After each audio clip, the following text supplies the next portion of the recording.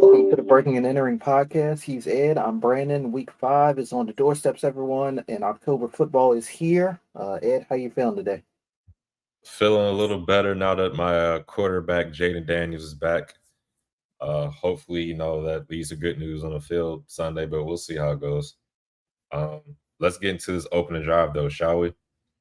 Like I just mentioned, Commanders quarterback Jaden Daniel plans to play Sunday against the Chargers, but Terry McLaurin is out. Lord have mercy. Veteran cornerback Xavier Howard has decided to retire after signing with the Colts in August. Former All Pro linebacker Shaq Leonard is to retire as a member of the Colts at halftime of the upcoming game against the Raiders this weekend. The Saints are staying in New Orleans through 2035 thanks to a new lease with the state. John Gruden's lawsuit will be a public trial after Nevada Supreme Court rejects NFL appeal, and the NFL is launching a pro flag football league ahead of the 2028 Summer Olympic Games in Los Angeles, California. All right, everyone. Week 5 started with an overtime thriller in Los Angeles. The Rams took the W 26-23. I know defensive coordinator Robert Sala and his guys are probably still on a high after that huge red zone stop in overtime to seal the victory for his 49ers. Um, I'm going to recognize the safety Marquise Seigel. I hope I'm pronouncing that right. He's a rookie out of Kansas State.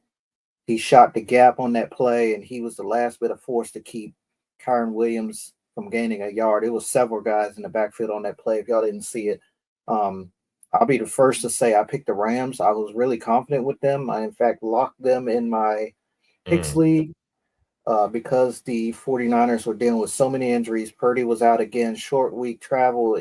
I know it's not far from San Fran to LA, but it does, impact some teams. But the Rams really let me down, honestly. They're at home. I thought they should have won that game. But I didn't watch much of this game, so I'm going to leave Ed a little bit more time to me. But I'm really going to start giving this San Fran team more credit after this one. I was texting Ed about it this morning. Purdy, Kittle, Ayuk, Bosa, all out of this game. From what I understand, Kittle will likely be back next week. Um, and Purdy is kind of week to week. We never know what we're going to get from him. But those are probably four of their best players right there. All were out of this one, and all have missed multiple games this year. And here we are. What are they? 4-1.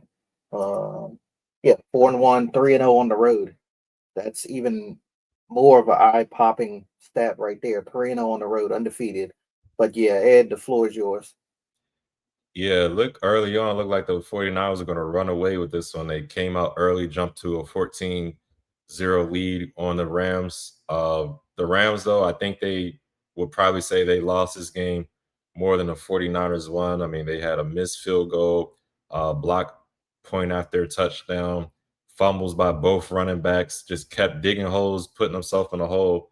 And then, the end of the game, as you mentioned, that fourth and goal stop, they're trying to go big or go home instead of kicking a field goal to tie the game up. They decided to go for a touchdown, win it all. I don't blame it all for that.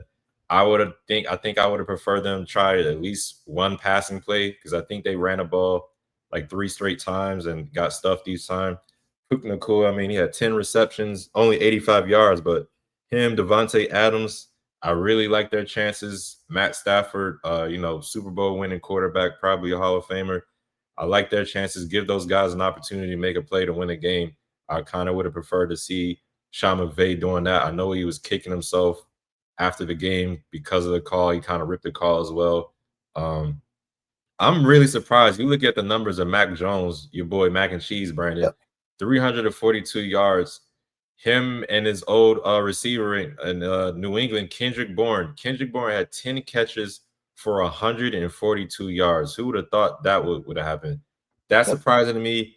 I'm surprised at this Rams defense. I did not expect Mac Jones and company to carve the Rams defense up like that. That's a real shock to me.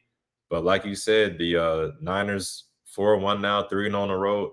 These three wins all with Mac Jones, by the way, everybody. So I think Mac Jones is kind of reviving his career. Maybe he'll get a chance to start again in this league, but he definitely has a role going forward as a backup quarterback. And shout out to Kyle Shanahan, man. The system he's got put guys in position to win. First with Brock Purdy, now with Mac Jones. These guys look interchangeable. You could kind of see if Mac Jones stay healthy because he did get banged up again last night. We'll see who's going to be the quarterback going forward, if Brock Purdy's able to return or not.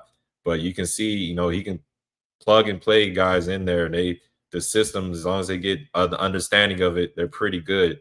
So good win for the Niners, bad loss for the Rams. This is a game they could have won, in my opinion. But turnovers and special teams, something Sean McVay is going to have to improve on. This is the second time they had a point after a touchdown that got blocked, first against the Eagles and now against the 49ers. So they're definitely going to have to shore that up if they want to get far in this NFL like I expect them to, but we'll see. Yeah, no, one more point. I believe Ricky Pearsall was out of this game too for the 49ers. So even another key player out for them, and they still got the W there um, on Thursday Night Football. All right, everyone, take it to the bank. My 1-3 Ravens will host the 1-3 Texans Sunday afternoon, right off exit 53. Ed, what are your thoughts about this one? We were talking after our last show, and now we were discussing games we want to talk about. We both thought Texans Ravens is a game we want to talk about. I said to you, this is a must-win game for both teams. In my opinion, is more for the Texans, but now that Lamar seems to be probably looking like he's not going to play in this game, looks like Cooper Rush is going to be the quarterback that leads the way. The Ravens, I know they got a backup quarterback in, but it'd be really good if they are able to win this game. I don't know how long Lamar Jackson is going to be out, but this is a game I think now is starting to get really close. I think there's only one team that was able to make the playoffs if they started 1-4. I can't remember that team off the top of my head, but not a lot of teams can do it. If there is a team that can do it, though, is the Ravens. I say that to say this. I think it's a must-win game for the Ravens, but I'm not sure. It's just y'all have so many injuries. That defense, especially, has a lot of injuries. Now you're losing, your nuclear weapon in Lamar Jackson. And the Texans, on the other hand, they're coming off a win. Albeit it was against the Titans, but hey, a win's a win. You can take it. They're coming off some positive momentum. I'm leaning towards the Texans this one.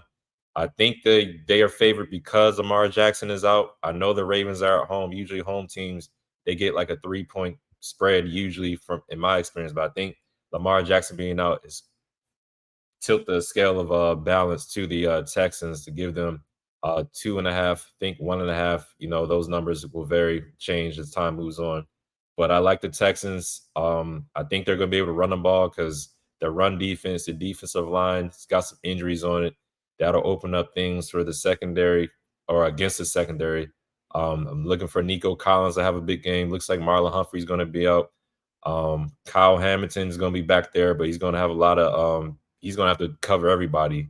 If y'all could clone him, that would be really good. But unfortunately, no one's been able to do that yet that we're aware of. Yeah, I'm leaning towards the Texans this one, man. Sorry, you probably don't like to hear that, but I think CJ Stroud, even though that line of the Texans isn't the best, probably one of the worst in the league, I think they should have an advantage right now over the Ravens. But who knows? You got to play the game to win the game. So we'll see what happens. But I think I'm liking the Texans in this one, Brandon. Todd Monken. Uh-oh. Yeah. Derrick Henry, Justice Hill, Rasheen Ali, and a guy who they've been healthy scratches, Keaton Mitchell, for whatever reason. Those are our running backs. Okay. Use them, my guy. Please. I mean, this is absolutely crazy. I saw this stat early this week. I had to, do a little bit more research, and it's looking like it's true. Ravens are 32nd in the league as dead last when it comes to giving the ball to the running backs on first and second down. Meaning we run the ball with our running backs the least in the National Football League on early downs. But when we do it, we're second in the league in yards per carry. Make it make sense. If it ain't broke, don't fix it. Always say the best fix to a bad offensive line from the pass blocking standpoint, in my opinion, well, part of the biggest helps or biggest fix is to run the ball. it helps eliminate those obvious passing situations and stuff like that. We're banged up at left tackle, left guard and right guard aren't playing good. The only two good ones are Linderbaum and Rosengarten at center and right tackle. So we need to give these guys some help. Um, Cooper Rush going to be out there more than likely. It's looking like, unless there's a everybody in Baltimore just playing hush hush. I noticed D'Amico Ryan's defense. They're going to try to stack the box. I mean, it's obvious. They're going to try to make us throw the ball.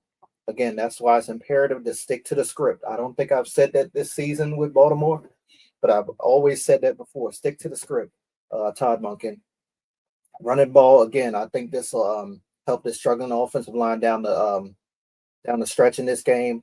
Open up some play action and wear down this Houston pass rush. I'm okay with the 80-20 split, honestly. If it's 80% running on Sunday and 20% passing, I'm okay with it because I think we can come out of it with a win if we run the ball with our guys.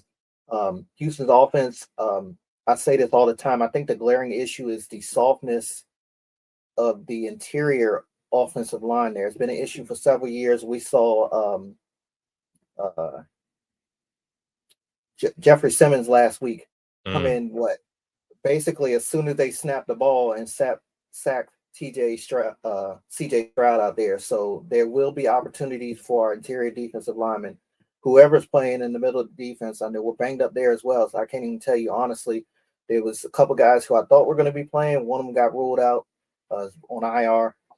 So it kind of sucks. But we need to free up our linebackers so they can get home when the Texans are in pass coverage. We want to dominate their run game so we can force them into some down and distance type plays. That's when our secondary can hopefully create a few turnovers. I don't think we have a turnover in a couple games this season, so that'll definitely be a help. Stroud, he's been generous with the football this year, and he's been forcing some passes. So again, guys like Kyle Hamilton, you mentioned if Nate Wiggins is out there, I know he's a little banged up. Awuzie, TJ Tampa, whoever's out there playing Martin 38. I can't even think of his first name at the moment. All my guys need to get their hands on the ball. But yeah, I want no parts of Nick Chubb in this one. Um, he's definitely had some good games against my Ravens defense over the years, and that's when we were at our best. He had good games when he was back with the Browns. So we want to focus on stopping him. Um, want to get Stroud sacked at least twice, like that Jeffrey Simmons play. That could be a recipe to success. I don't think it'll happen again. I'm pretty sure they've been preaching all week. Hey, this right here is embarrassing. They probably is in the film room all week showing that Jeffrey Simmons play, saying this cannot happen again, guys. Pay attention what the hell you're doing. We got a franchise quarterback out there getting beat the hell up. But yeah, multiple guys on this Houston roster. I'm gonna keep an eye out for Sunday. Nico Collins. He seems to be the only wide receiver out there right now making noise for them. Derek Stingley and Kamari Lassiter. One interception and 6 combined pass defenses between the two, but they're still very good corners. Daniil Hunter and Will Anderson, a combined 7 sacks to start the season in just 4 games. I think if we could run the ball again, take advantage of those offensive line issues on Houston's side of the ball, and limit Nick Chubb and those 5 guys I just mentioned, we should be a victory in our favor. But I'm not going to hold my breath again. We're very banged up. It's got to be next man up approach. So we'll see how it goes Sunday afternoon at the bank. Yeah, you might hear another running back's name, Woody Marks, rookie running back for the Texans too. But we'll see how it goes. All right, pretty good matchup in my opinion. Broncos against the Eagles. They're going into Philadelphia to take on Jalen Hurts and crew. Brandon, what are your thoughts on the Broncos and the Eagles? J.K. Dobbins and Nick Bonito, those two guys, the Broncos on their roster that could have a major impact in this one. J.K. is 4th in the league in rushing yards. He has 323 on the season, coming off of his first 100-yard game of the season on 16 carries. That's pretty damn good. Nick Bonito, he's tied for second in the league in sacks. He's got 4.5. But my matchup to watch, y'all, will be these Eagles wide receivers against the Broncos DBs. Broncos corner specifically, Smith and Brown against Surtain and Moss, Riley Moss, that is. I think the favor goes a little bit towards those Broncos corners because there's only been one game this season where Philly's wide receivers have really broken out and gotten loose and played. They really only played half that game good in my opinion. That was against Tampa Bay when they was coming back and they made that huge comeback against I think that was Tampa Bay. Um, I'm talking about yeah. Um, Another thing to watch with this game, Denver is really good at covering the tight end on the opposing team. So Hufanga, Bonito, Alex Singleton, those guys, they're like top five in points surrendered against the in yards surrendered against the tight end. They do it almost better than any other team in the league. So I don't anticipate I don't anticipate a big game by Goddard, and he's already banged up in the first place. So I think they'll continue that success against the tight end. Hufanga, I know it's been a couple weeks since you got that personal foul and 15 yards on opposing offense, but late driving tackle to the ground. But he's got to play smart in this game because the Eagles are a team that can take advantage of those type of situations. They have an intense crowd that gets in these players' heads sometimes. They don't need any more advantage. We all coming in there on the road in Philadelphia. They won four straight, 4-0 to start the season. Denver needs you to make plays, not bonehead mistakes, my guy. But yeah, Denver corners and its success against the tight ends is why I think Philly will try to run the ball early and often. Saquon and AJ Dillon. I know AJ's kind of been quiet since week one. I think they'll have bigger roles in this one. Um, Jalen, I honestly don't think there will be very many passing lanes for him out there against his Broncos defense. And those edge rushers, Bonito and 99, I can't think his name off the top of my head. They both got extensions during the offseason, but they'll be in his face frequently as well. Um, we will have four of the best play callers on display in this one as well. I know Nick Sirianni isn't necessarily calling plays right now, but he's among the best. Him, Vic Fangio for the Eagles, Sean Payton and Vance Joseph. Which of those can outcoach the others? That will play a big role as well. But I gotta give my edge to the Philadelphia Eagles. Again, it's 3 straight weeks I've gone with the opposing team and I've been burned. So I'm gonna go with Philly in this one. I would like it though if the Broncos won it, even though they're AFC team and we're probably going to need them to lose games down the stretch. I would like the Broncos to win this one. I do like this Broncos team heading into the season, so I would like to see them go upset the Philadelphia Eagles. But how do you feel about this one? I'm going with the Eagles too. I'm like you. I'm going with the Eagles too. And hopefully, since we both go with the Eagles, that means they'll get jinx and the Broncos win. But on a serious note, nah, I think this game is going to be a defensive battle. I say that, then we go out there, we see the game as a damn shootout. But I think it's going to be a defensive battle.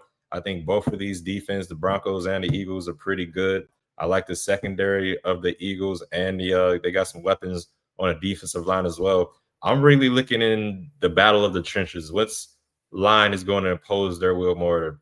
Defensive line, offensive line. Who's going to be able to run the ball? I think whoever can run the ball is going to win this game. In my opinion, we haven't seen much of Saquon Barkley this year as far as production. Don't get me wrong; he's been getting the ball, but he hasn't broke for those 100-yard, 200 yards, 3 touchdowns games like that. So I'm looking to see who's going to be able to run the ball. So far on the season, Bo Nix has 4 interceptions. I think it was around this time last year, around week 4, week 5, where he started to hit his stride. So I'm wondering if is that going to be the same case this year, where he starts playing how he looked last year, where he started taking off and playing better. It's going to be a tough task. He's got Quinion Mitchell, Cooper DeJean, Blankenship, all those damn guys going against him in the secondary for the Eagles. So I want to see if Cortland Sutton and crew, Evan Ingram, if these guys are able to, make something happen. I'm not too sure though. I think whoever turns the ball over, whoever makes a mistake, is going to win this game. I think it's going to be a close game. I'm leaning towards the Eagles too. I feel like they're going to be able to impose their will more. I can definitely see them having long drives, and even if they go down, we saw against the Rams, they have the ability to come back. That was that game I believe you're talking about with the wide receivers, AJ Brown, Devonta Smith were kind of getting going. I wouldn't be surprised if they made some noise against Surtain, Riley Moss, Alex Singleton, Hufanga, and those guys the Broncos got out there. I just think for some reason, man, when especially it's like a tight moment, Jalen Hurts, he might not give him the ball much. I think he's only going for 150 yards average passing right now, but he needs a slant to somebody, 3rd and 10, a 3rd and long, since 3rd and medium. AJ Brown or Devonta Smith, both of them are gonna make a play where they catch the ball or it's a pass interference. It always seems to happen and I definitely seen that happen in crucial moments of the games. So give me the Eagles in a close one. I think it'll be a defensive battle, but like I said earlier, I think it'll be a defensive battle. This game turned out to be a damn shootout where the score is like 33-27, something like that. Also, I'm looking to the special teams. I think the Eagles lately, I think last week they had a special team, the punt block. Same thing happened against the Rams. We'll see what happens if a special teams mishap happens where they block a punt, block a kick, or if they, something happens where they return a kick or a punt for touchdowns. Looking at all three phases, but right now, definitely the defense, of my opinion, I think it's going to be a defensive battle. But I got the Eagles leaning this one out. Hope I'm wrong though. Lord, please Broncos win, please. All right, we got another matchup. My team, the Commanders, taking on the Chargers. Talked about it earlier. Jaden Daniels is back. Thank God, Jaden Daniels. I'm happy to see you back out there. Hopefully, the offensive line does you a favor this time and blocks for you. But we're going to be without Terry McLaurin, Scary Terry.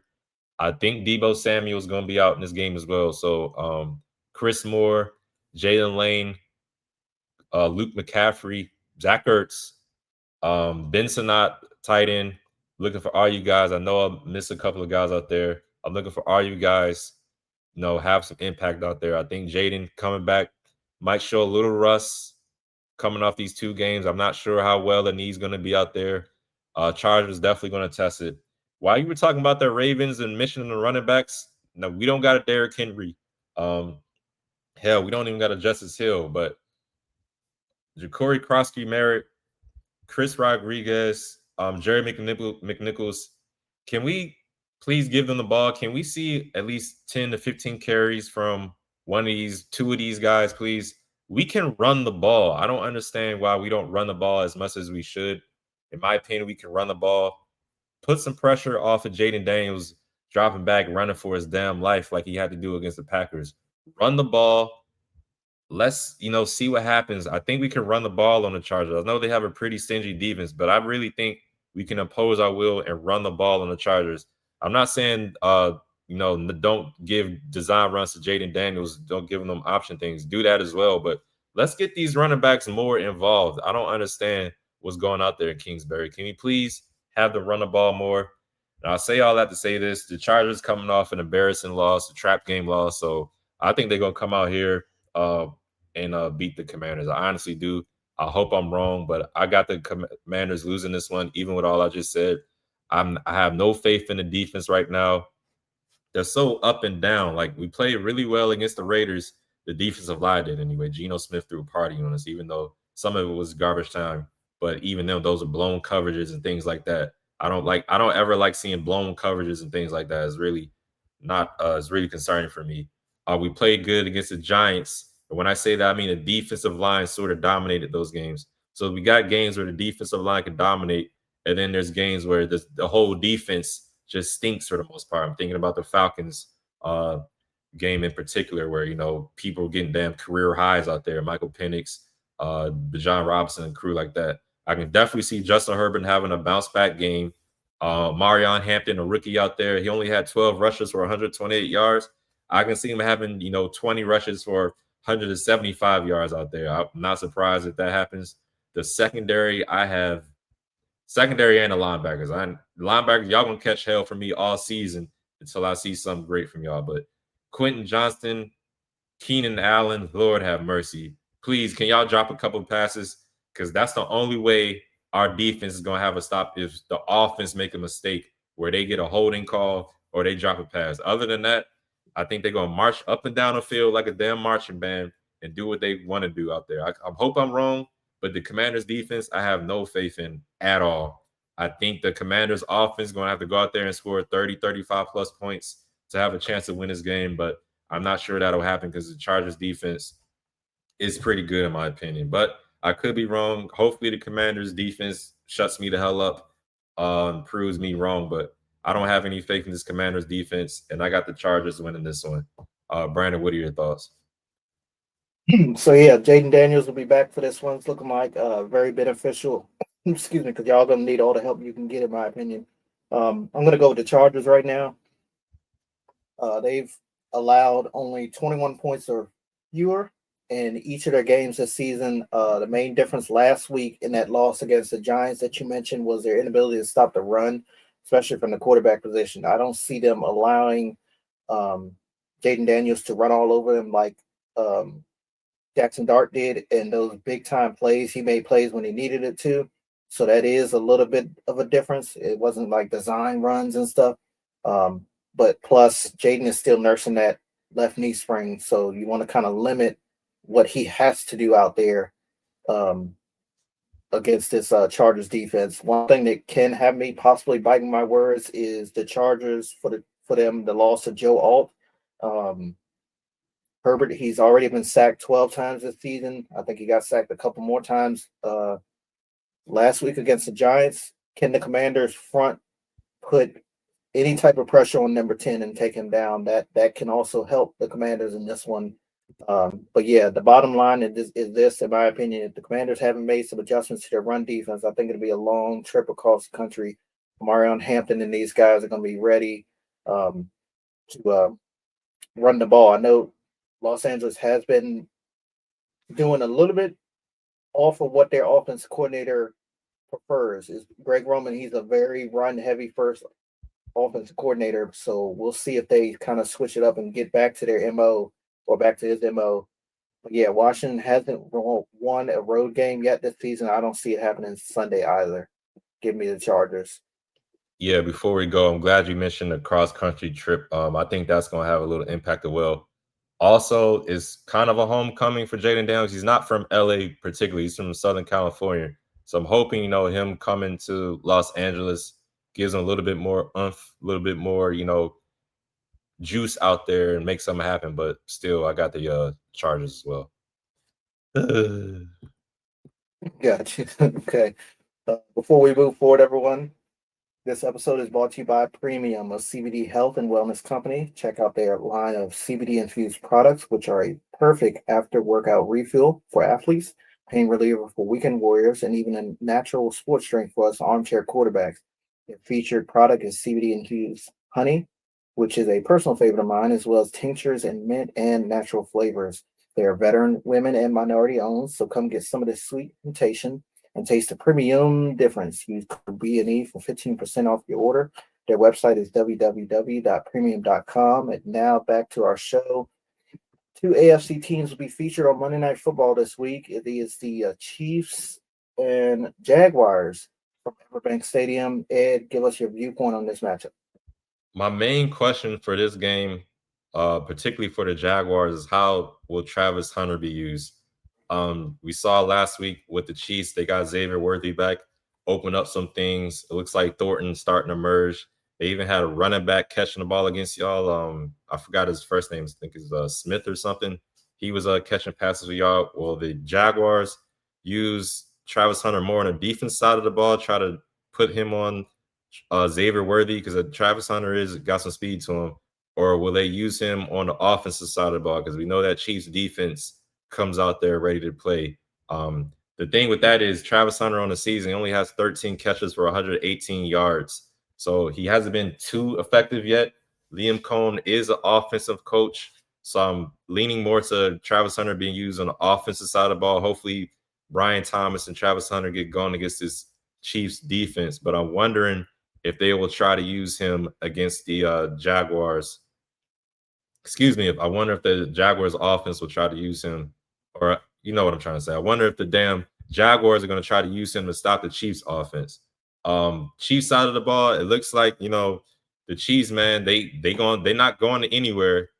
Week 7, by the way, that's a couple more weeks away to get Rashid Rice back. So we'll see how, if barring any injuries between that time, we'll see how they look when he gets back in the fold. But we saw Xavier Worthy last week, like I said, open up that offense against the Ravens.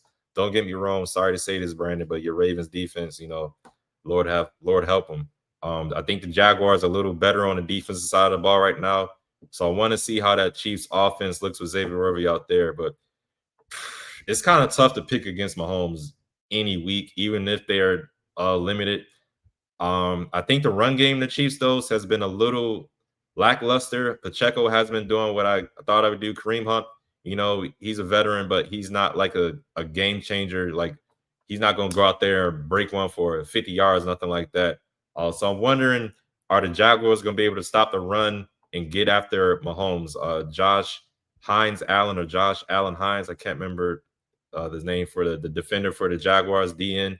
I can see them making things rough out there for Mahomes and crew, but all in all, I'm leaning towards the Chiefs in this one.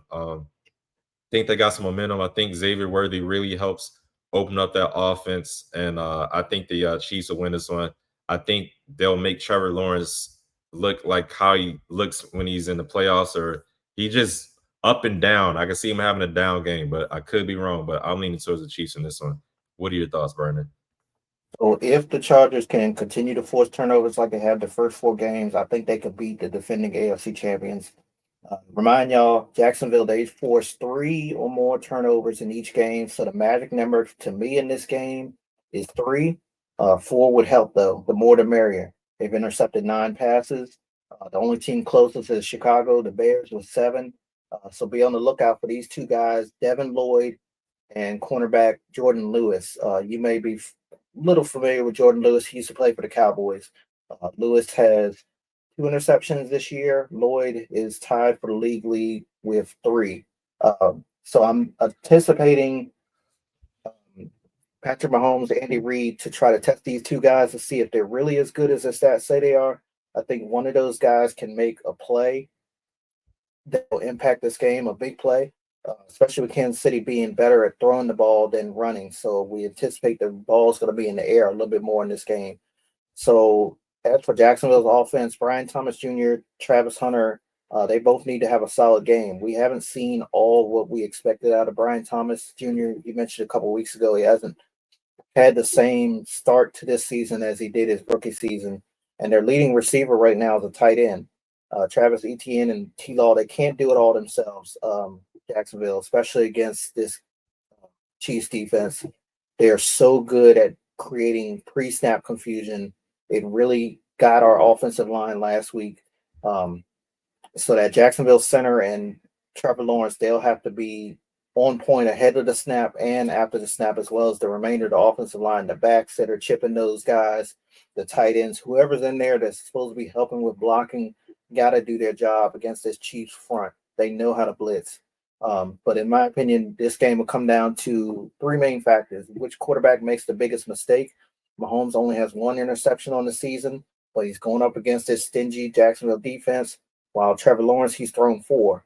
So he's already been generous with the ball, going up against a very stout Kansas City defense. Time management. Jacksonville, they can't make that same mistake that Trevor Lawrence made last week against, I believe, San Fran. Just outside the 2 minute warning, he could have ran the clock out pretty much, but he ran out of bounds. He thought he had slid inbounds, but they counted him out of bounds. Clock stopped. San Fran saved the timeout. They ended up getting the ball back, but they didn't have enough time. And then the Jags defense um, is another key factor. 5th in points per game allowed, 1st in takeaways, 1st in passer rating against, and 4th in rushing yards allowed. They are really good down there. They're not getting a lot of credit like they should be, in my opinion. To the fans, because to me, they always have a factor in the games as well. Y'all need to be as loud as y'all were as the playoff comeback a couple years ago against the Chargers.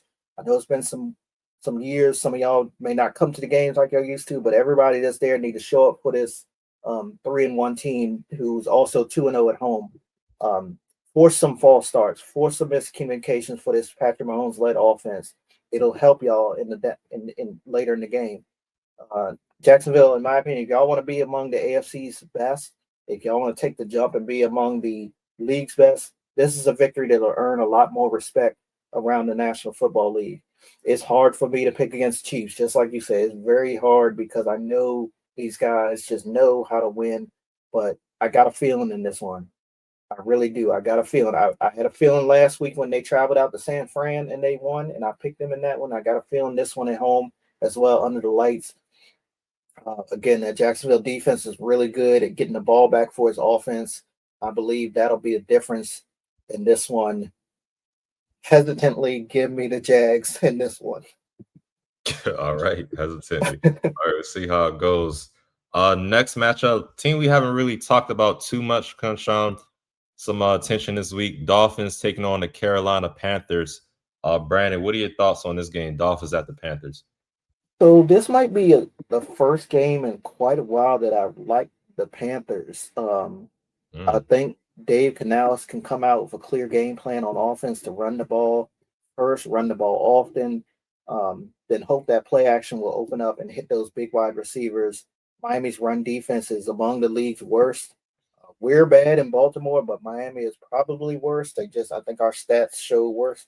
Um, Again, Carolina run the ball, see how to help you, see how to benefit you in this game. As for Miami, the pressure's on Jalen Waddle to step up. In the absence of Tyreek Hill, there isn't many options out there for Tua besides Waddle at this point. But Darren Waller came on strong yes, he last week did. in his first appearance in well over a year. I mean, he was making big catches, hyping up his team, helping in any way he could. Honestly, in case y'all forgot, he's big and fast enough to basically be another wide receiver. So we may see him line up some wide receiver sets as well, and make some plays.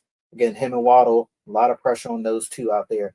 Um, Carolina, they played a really good game 2 weeks ago against Atlanta. Then they came out and laid an egg against New England. But I think they got a shot at this one at home to get a W. I think Carolina can take advantage of these Miami absences and their deficiencies, especially on the run defense for Miami. I think they could secure the victory. Give me Carolina in this one. How do you feel about this? Yeah, man, I've been on the fence about this one all week. The win kind of pushed me towards the Dolphins side of the ball, though, especially with the news of their lead back Chuba Hubbard being out for the Panthers. He's been ruled out. So Rico Dotto, Trevor Etienne, Travis Etienne's brother is gonna have to step up and play, and we'll see how it goes. I'm wondering what we'll see from wide receiver Xavier Legette. He goes viral sometimes because of his accent. Got like a thick country accent. He's going viral sometimes for that. But his play on the field hasn't gone viral, not in a good way at least. Right now, he's only got 4 catches for about 8 yards on the season. So I'm wondering if he'll get going against the Dolphins because, like you said, that run defense stinks for the Dolphins. Their secondary, in my opinion, is not that much better. So I'm wondering if he'll get going. Not too sure though. I really like the rookie wide receiver they got this year for the Panthers. McMillan out of Stanford, I believe he's from. He's been playing really well. He looks like a true number one receiver, but I'm leaning towards the Dolphins this one. I really like Devin A. Chain's game. Real speedy back, can catch the ball out of the backfield, can get some tough yards too, as well. Like you talked about, Darren Waller. I think they're gonna feature him a lot in this game. He made some big time catches against the Jets, and Tua looked okay. Like I said, I think these are these games that the Dolphins are gonna have to win. When we talk about winless teams, getting back into it, and the Dolphins are one of the teams. I think this is a must win for the Dolphins. I don't know. Bryce Young, man, I root for the guy, but he's up and down. Like you said, against the Falcons, he looks good. Last year, towards the end of the season, he looks good. Then he has games, like you said, against the Patriots, laying a damn egg. So I can kind of see that type of performance where he lays a damn egg against the Dolphins, even though the defense isn't the best. So I'm leaning towards the Dolphins in this one. I think Tua and company will have a good game. I'm not sure if Jalen Waddle will do a lot. Nothing against Jalen Waddle. I think the Panthers will try to take him away, and then they'll make other guys force them to do like Malik Washington, wide receiver for the Dolphins. I think he'll get some action in this one, some more juice in this one. But I think Darren Waller, Devin Ainshane, and crew will be able to do enough.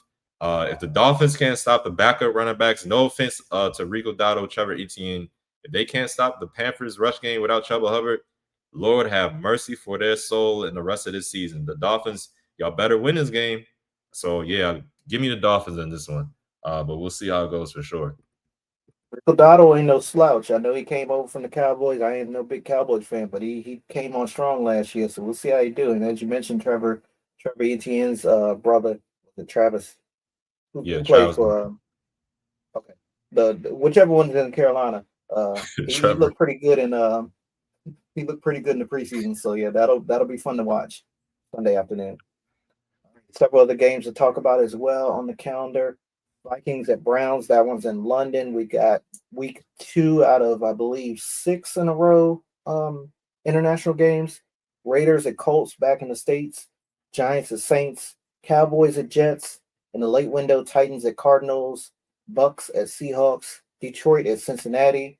And um, Patriots at Bills. I believe they're on Monday Night Football, everyone. Sunday Couple night. of these Sunday night. Thank you. A couple of these games, I'm looking forward to the Vikings and Browns. I believe it's the 41st starting quarterback for the Browns since 1999. That's a lot, y'all. That is a whole lot. I know there was a meme. I can't remember if I sent it to you or not, but they said you got to add Dylan Gabriel to that list of Browns quarterback on that jacket. Then I knew exactly what it was, or like it was a comment under a post or something like that. I knew exactly what it was that I sent it to you a while back. Yeah, they got to either start going to the front or inside or something, or making it a long coat add on to it because they just continue to add starting quarterbacks. Wentz on the other side of the ball, he's going to be starting again for Minnesota. They're down four offensive linemen. Again, I never get these international games right. I was leaning towards the Vikings, but now I see their offensive line is banged up. We know what um, uh, Miles Garrett can do. He has no off button. So I'd imagine it might be a long day for the Vikings, or a long 2 weeks, honestly, if they lose this one again. Giants and Saints. If Dart doesn't turn the ball over, I think this game is winnable as well for the Saints. I didn't think last week's game was winnable, but I'm talking about Wait, for just the in general Giants, back to back. winnable for the Giants. I'm sorry. Is it winnable for the Giants or the Saints? Winnable for the Giants. My bad. My bad. Okay. It's winnable for the Giants. They got a good shot there on the road in Louisiana to win that one. Thank you for the catch. Titans and Cardinals. Cardinals should get back to the win column in this one. Everybody is pretty much beating the Titans, but the last team we got saw that got shut out came back and played pretty good and beat. Sorry, Ed. They beat Ed's Commanders. Yeah. Uh, Lions and Bengals. This game may be a trap game for Detroit, in my opinion. Cincinnati has been getting embarrassed. Browning has been taking a lot of heat for his play. We've seen the memes of Chase and Higgins on the sidelines looking like sad puppies. Um, don't be surprised Cincinnati turned it on at home and win this one and beat the Lions. Uh, Go Lions, but don't be surprised the Bengals win this one. And lastly, the Patriots and Bills. Stephon Diggs, he's making his return to Buffalo. He says he thinks he's going to be emotional. I'm sure Drake May and Josh McDaniels will try to feature Stephon Diggs early and often to make a statement against not only his former team but their division rival. Which of these games, Ed, are you looking forward to seeing? I completely forgot about Stephon Diggs returning back to the Bills. I'm glad you brought that up. I'm definitely going to be paying attention to that one. Divisional game too. You never knows what happened. Leaning towards the Bills, but you never know with these divisional games. You said it. You hit it right, the nail on the head with the Vikings and Browns and these overseas international games. And then it being the Browns, that's another thing. Is like you pick against the Browns and they come out there and whoop somebody's ass. So that one's Exactly. going to be a game I'm looking at. Even though it's a 6:30 a.m. start for me, I'm gonna have to set my alarm at 6:30 because I ain't waking up before the game. I'm Yep. waking myself up at 6:30, try to watch this one. Hopefully I don't nod off. Because sometimes the games be boring as hell. You fall asleep on it. Um, I'm looking to see how the Colts, if they'll bounce back from that loss they took against the Rams. Bonehead plays. Daniel Jones turned into the real Daniel Jones. How they look against the Raiders. That could be a game where the Raiders come out there in a Indy and steal that one. I wouldn't be surprised. Definitely Cowboys at Jets game. I wouldn't be surprised if the Jets get their first win of the season Yeah. against the Cowboys. That defense of the Cowboys really concerns me. Yep. Um, Even though they lost Braylon Allen, one of their running backs for the Jets, I could see a heavy dosage of Brees Hall, Garrett Wilson, and then Mason Taylor. Even though they were playing catch up, the tight end Mason Taylor, Jason Taylor's son, he Yep. looked pretty good out there. I could definitely see him making some noise. So I'm not saying they will win, but I wouldn't be surprised if they do beat the Cowboys, especially since they're coming into New York. Um, Titans Cardinals. I was leaning to the Cardinals. Another one of the running backs, Trey Benson, he's been put on IR, so they're going to be going with DeMarcado and Michael Carter is the running backs. I wonder what the impact will that be. I'm still leaning to the Cardinals just because, as Cam Ward said, the Titans are ass. But you make comments like that come out next week, they could try to make some noise and turn those comments around. Bucks Seahawks. I think this could be a potential game of the week. Um, Tampa Bay, they've been looking pretty good. Seahawks, they've been looking pretty good. Both of them coming off losses. So we'll see how that one goes. But I definitely think that'll be a good entertaining game.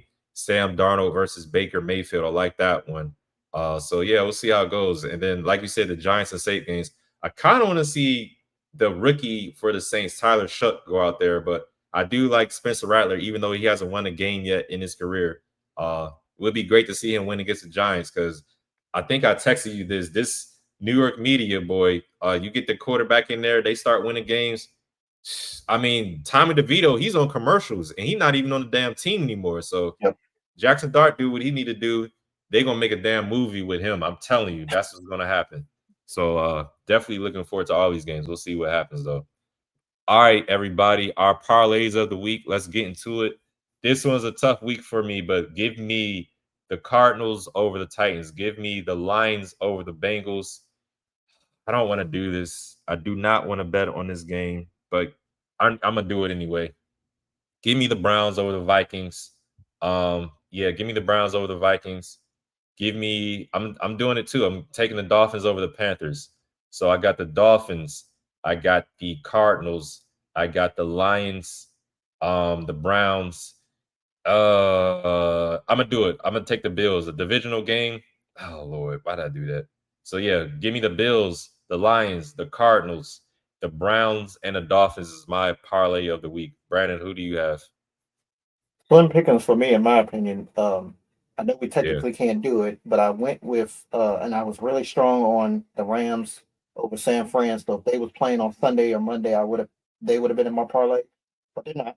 I'm gonna go with Arizona over Tennessee and Buffalo over New England. Plus, we have what, 4 teams on bye week, so it's starting to get that time where the games are going to be fewer. Our parlays is going to be a little bit tougher. yeah. Yes, they are. Speaking of bye weeks, we got the Bears next week coming off a bye. And like I mentioned in the schedule release show, I think we got the most teams, the Commanders, I should say, most teams that we played coming off a bye this year. So I know they're going to want some revenge for that Hail Mary game next year, but Lord have mercy. Okay. All right, everybody. That's going to do it for another episode of the Breaking and Entering podcast. As always, thank everybody who takes time out of their day to watch our show. Like, comment, subscribe on YouTube, Breaking and Entering podcast, B&E podcast. You can find us on X, Twitter as well, and Instagram, podcast B&E and B&E podcast. Some fight news this weekend. There's a big UFC fight going down, UFC 320. Alex Pereira is taking on Magomed Ankalaev for the light heavyweight title. Then we got the I think it's the featherweight title, 135-pound division, I think. But either way, Marab Davishvili is taking on Corey Sandhagen. I think that's going to be a good fight as well. I think it's going to be a great weekend of sports. If fight fans out there, take a look at that UFC matchup. But next time we see each other, we'll be talking about the recap of the week, and we'll talk to y'all next time. Y'all be safe out there. Peace.